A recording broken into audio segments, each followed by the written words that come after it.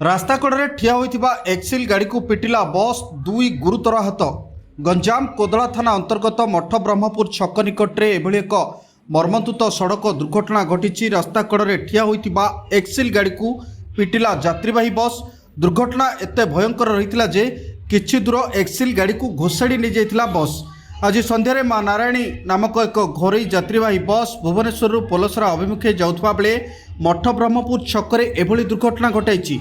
मठ ब्रह्मपुर ग्रामर 40 वर्षीय पूर्णचंद्र दास ओरफ टुकुना एवं 32 वर्षीय बाहन महांती दुर्घटना रे गुरुतर भाव आहत होइछन्ती। बस तलु एही दुई जन को उद्धार करी 108 आंबुलांस जोगे प्रथमे कोदला गोष्ठी स्वास्थ्य केन्द्र में भर्ती करा जायतिला।